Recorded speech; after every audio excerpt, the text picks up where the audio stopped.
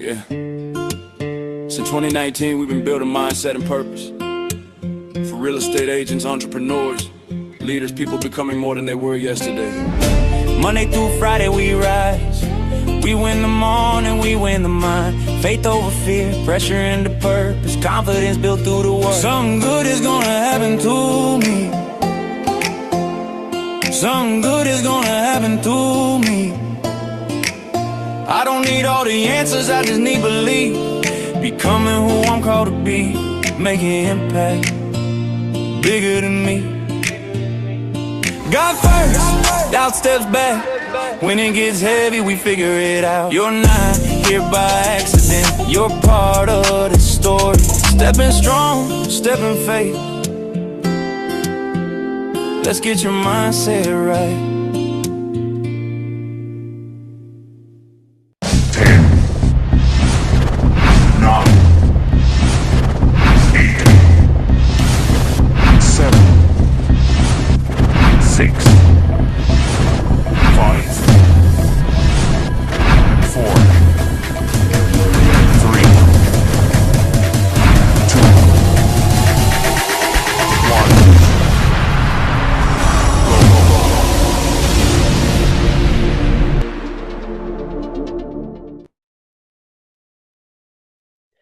Well, good morning, everybody. Good morning to you all. Happy Tuesday. Happy August 18th.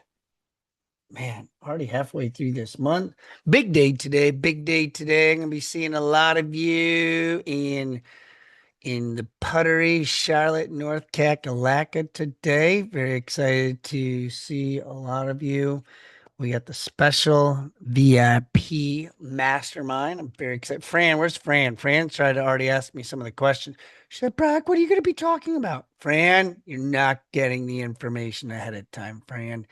That's the best way to do it, right, Jackie? Just catch you off guard. Good morning, Sarah, Renee, Paul. Paul and I are having a little sleepover tonight. Paul's coming up here to have a little sleepover. And yep, he's coming up today. So excited to have you, Paul. That'll be fun. But so if you're not coming yet, you need to come on, take a look. It's the VIP's at 4 o'clock. That's $40 till 6. And then we got the free, except for Chet, because it's on Chet's tab. It's not free for Chet. It's expensive for Chet, but everybody else, it's free at 6 o'clock. So Cross Country Mortgage and Chet are sponsoring our nice little cocktails and conversations tonight at the Puttery. So take a look at the link. It's still time to come join us. So please do. Love to have you. Invite somebody, bring a friend. It's always fun. So good morning, everybody. My name is Coach Brock Zevan, life coach, business coach, real estate coach, and a DAD. And yeah, I got one more day. It's birthday eve over here for my first one. Brielle's birthday is tomorrow, and then Bryce's Friday. So Brielle's she starts high school, ninth grade orientations today as well. So a lot of moving parts for me this week, and filling out forms and all that fun stuff. And I'm not good at it. I am not good at filling out forms. I'm just going to be honest with you. It has not been good, John, but we will figure out some of these forms that they make us. Like, you would think that I don't know, trying to go into the White House or something, as many forms as I have to fill out, but it's pretty entertaining. But we're getting through it, David. We are getting through it. So let us do our affirmation that we do each and every morning that I lead. Love to be able to take you off of mute, and on the count of 3, we will all say it together. 1, 2, and 3. Something Something good is good going is to Something happen good is to going to me. happen to Something me. good Something is good going to is happen going to through me. happen to me. I love it. Love it through me. So yesterday, I shared a little story about it's not too late. And today's message is around the theme, for those that take notes, not on my watch. Not on my watch is the theme that we are going to kind of take today with it. And I got another little story for you. I've been I've been following a couple people recently and really enjoyed um their conversations or some of their podcasts, whatever you want to call it. And this one guy brought up a really good message, and a lot of history was involved in it. It was right here in Charlotte. And I thought this would be a really good message to share with you on Not on My Watch. And how many of you, drop a five in the chat, have heard that before? Not on my watch. That's not happening on my time.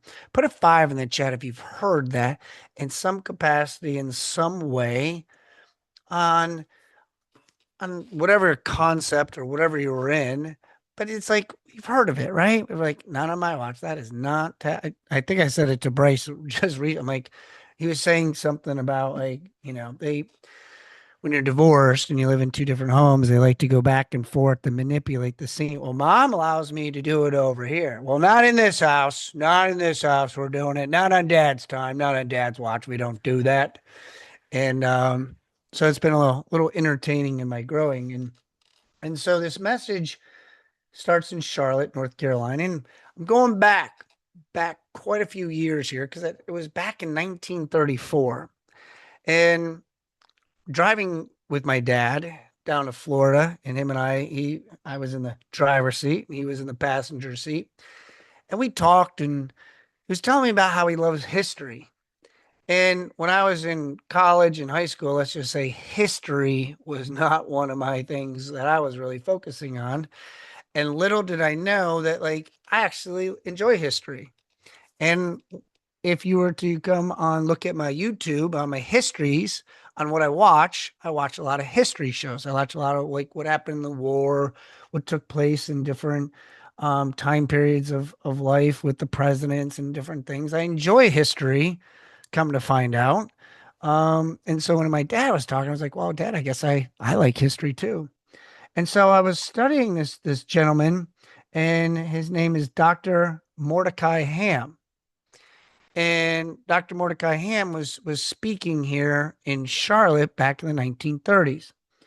And he was a local pastor and evangelist. And back then, as you can imagine, there weren't Zooms like we have today.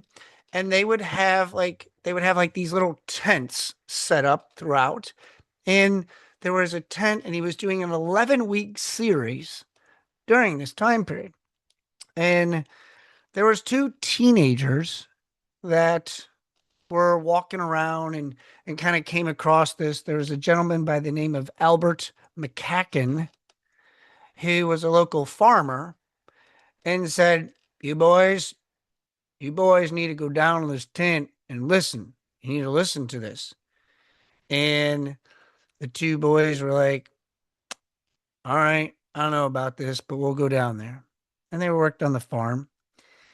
And so they went down to this tent, and they kind of were like listening in. As you can imagine, teenage boys, just like I did, John, when I was told that I had to go to church and I got to drive for the first time.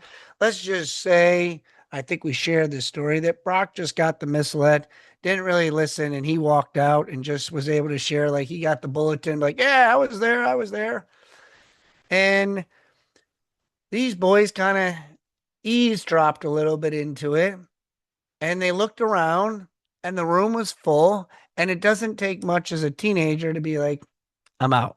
There's no room. I'm not too sure if this is for us. And they were just like, well, there's no room. And so they walked out of the tent. Still to this day, if you were to Google this story, still shares the same thing because I Googled it and looked it up. There was an usher that was in the back part of the tent and saw these two teenager boys and was just like, where are these two boys going? These two young whippersnappers. And so he goes out and he grabs one on the shoulder and says, hey, why don't you guys come back? I'll find you a seat. I'll find you one. And he brings them back in and finds them two seats. And they sit down. The usher says to them, I didn't want you guys to miss this. I didn't want this to be on my watch. that you missed out on a potential message that could change your life. These two boys ended up being Billy Graham, who we all know here in the Charlotte. We actually have a library after him, and Gary Baxter Wilson. And Billy Graham ended up speaking to over 215 million people in 185 countries. And Mr. Wilson helped him coordinate this evangelist, this movement that Mr. Billy Graham created. And for those of you here in Charlotte, there's streets after him, libraries after him, on where Billy Graham has taken it. And the point of it is that on that day, the most important person, the most significant person was not Dr. Mordecai Ham, was not the two boys at the time period, but it was the usher who said, "Not on my watch are these two boys going to get away," to hear this message. And so as I took this, I wrote down a couple key things on Not on My Watch to relate it to what we deal with in today's world, and brought it into different categories that I'm going to share with you today. And I'll put this in the chat too, the Facebook group. Jay, if you put this in the Facebook group, I'll share with you all the notes. I think somebody asked, I saw like what their name was, Mr. Ham, and all that stuff. I'll put it in the Facebook, my Facebook group. So Jay, if you could put that in here. But I want you to think, I wrote down this: your personal life, your family, your business, and real estate. And I want you to think about not on your watch. Not on your watch. I want you to pretend you're staring yourself in the mirror on where you've been possibly running out of the tent. Where you've been possibly, I think it's packed. I think I'm just going to continue on my day. Maybe I'm not supposed to be here. Maybe there's some things that just, I'd rather do differently. And you can only imagine in Charlotte when they were doing this, in the time period, it was warm, it was hot. How many excuses do we have recently because it's so hot here right now? That's like the first thing people talk to me about is how hot it is. Well, I'm not doing this because it's hot. I didn't go out here and do this because it's hot. I didn't do it. Well, I'm like, oh my Lord, seriously? So here are the key things that I wrote down. Not on my watch in the personal life. There's 4 things. Not on my watch, I will allow fear to make my decisions. Not on my watch, I will keep breaking promises to myself. Not on my watch, that I will surrender my health, faith, purpose, and discipline. Not on my watch, will I allow yesterday's failures to become today's identity. How many of us carry yesterday's to-do list and we're like, oh, I got to do it again today? Yesterday's problems come into today automatically. How about your family? Not in my watch. Will my children wonder if I'm present with them? For those of you who have grandkids, will they wonder? Not in my watch. Will I let pride get in the way of apologizing? I'm not apologizing. I'm dealing with that right now pretty heavily with Brielle. And it's her birthday tomorrow. And she hasn't talked to me in 3 days. But I text her every single day still, even though I don't want to. Because I want to be like, who do you think you are? I'm the adult. I'm the father. But every day I text her twice. It's easy. carry that pride, that ego, that title of father. Not my watch will silence, replace needed conversations. Hence what I just said. Not my watch will unhealthy patterns continue simply by saying, that's just how it always is. I'm just not a morning person. That's how it's always been. That's how I've grown up. How many of you, when you were married, and you kind of had that, or you were dating and you had that first Christmas, and your significant other was like, they did Christmas totally different. Like, well, what's that? We don't do it that way. Well, that's how we've always done it in our family. Doesn't mean that there's other ways to present and celebrate Christmas. Leadership. Not my watch will people be treated like numbers. Not my watch will fear prevent me from making that infamous phone call. I was working with Dee the other day, and her and I am coaching her on the wholesales, and I was telling her about some leads. I said, all right, Dee, make the phone call. She's like, right now? Right now. I want you to make that phone call and put it on speaker. How many of us are holding back in a phone call we know we need to make to help ourselves grow? Not my watch will excuses replace execution. Not my watch will struggle, seeing a struggling person, a family member, a team member, be ignored. I don't have time. How many of us see somebody sitting on the side of the road? Maybe a car, a tire issue. We don't even know, but they're on the side of the road. I don't have time for that. I don't have time to deal with that person. Not in my watch while I demand accountability from others when I'm not willing to do it myself. In real estate, a client is overwhelmed and ready to quit. Not on my watch. I'm going to keep on going. Can't find the house. Got to keep on going. An agent is struggling. How many stories do I hear right now? An agent struggling. Transaction count is extremely low. Interest rates are high. Money is not coming in as much as they want. Bills still keep coming in. Are you going to help them? Are you going to reach out to them? A transaction becomes difficult. It means that sometimes right now, we have to step up and lead by example.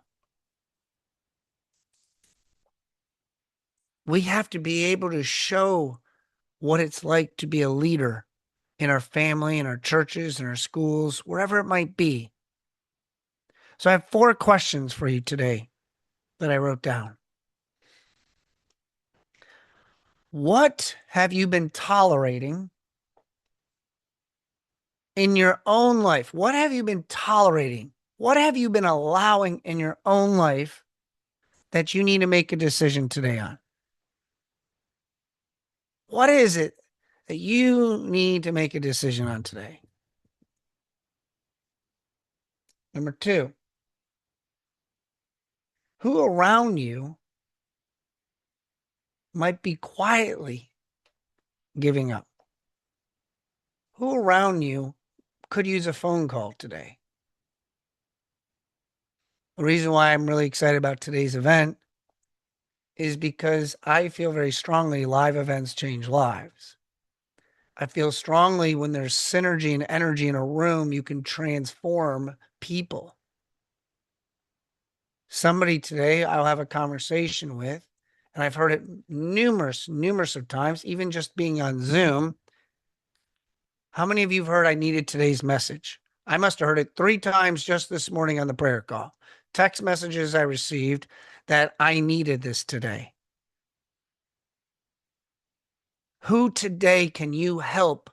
Maybe you're like, I don't have time to go to Charlotte. Maybe I don't have time to do. You could help somebody today that you don't even know. Number three, if the people you led copied, this is a big one. If the people today who saw you, I always say this with my kids, if the people today copied your current habits, disciplines, faith, and attitude, and they did this for a week, would they become a better version of themselves or a worse version of themselves? I always like when people tell me they're churchgoers, and I ask them when was the last time I went to church? Easter. I said, okay, I got it. So churchgoers, the Catholic Church, we always like laugh because like Christmas and Easter, like we have to have like extra spots, extra places, parking, because that's the two main times. But we're all churchgoers.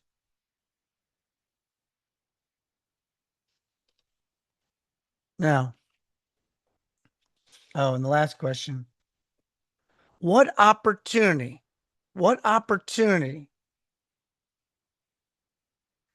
has God placed in front of you over the last couple days that seems very small, very, very tiny,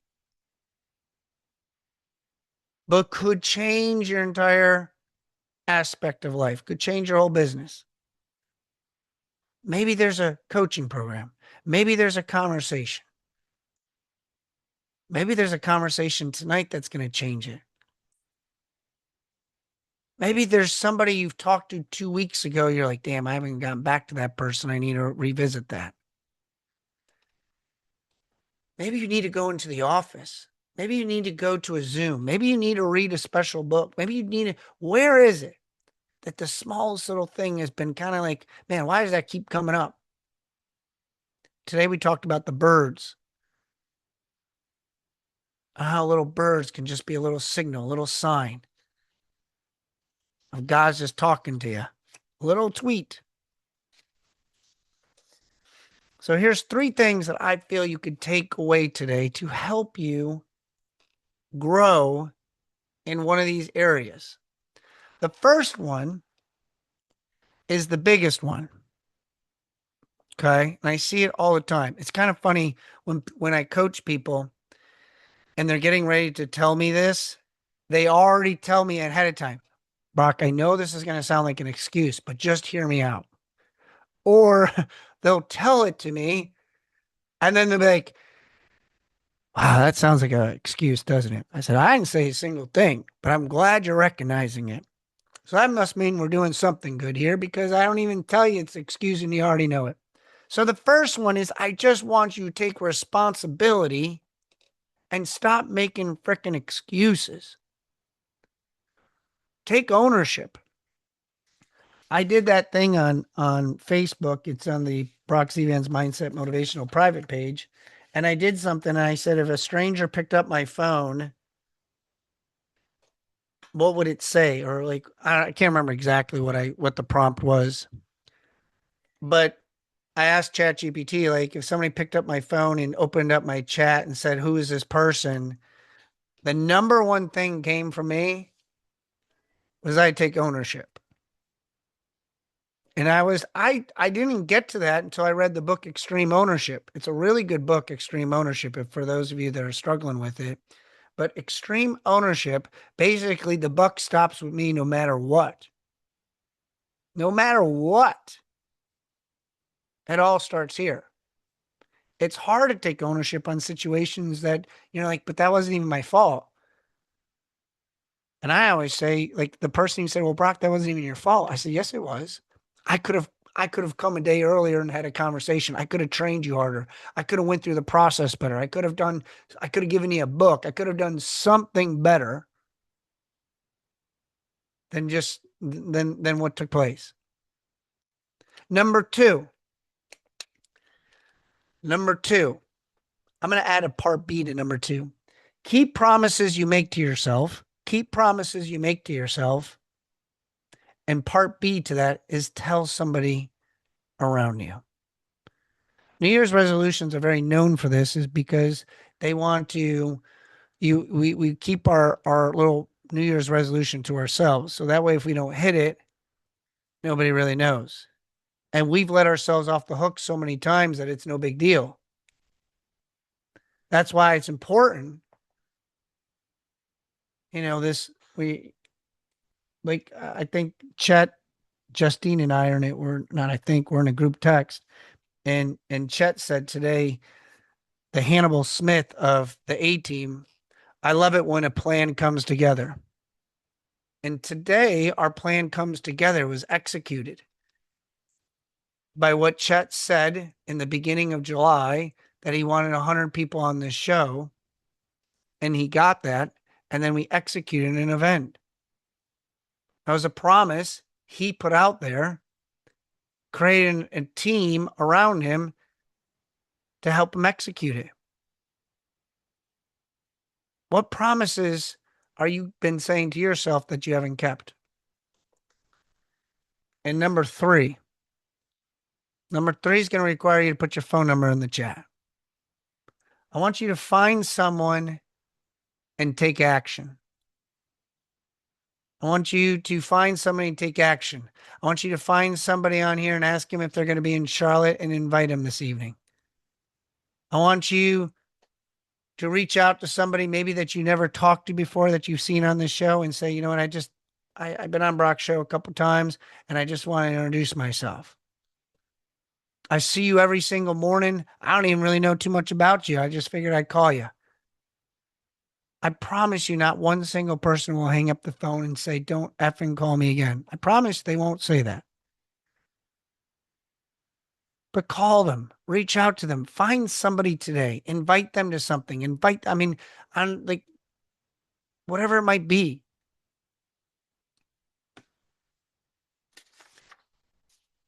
And last but not least, stopping asking. Sharon talks about this all the time. Stop asking whether you can change the world. Instead, ask yourself, who's in my world today that I can help? Who's in my world today that I can help? There's people already. There's going to be a stranger that you're going to talk to today that might be dying inside, that might be crying inside, might be going through a heartache inside, might be going through more issues than you can imagine. And how can you help them? What can you say? What does that look like? So today, everybody, I want you to think about not on your watch. The buck stops with you. Take ownership. Stop making excuses, because it's you that's on your watch, nobody else. And are you that person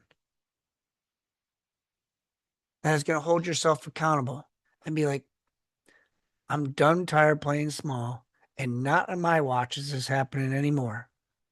I'm going to do things differently.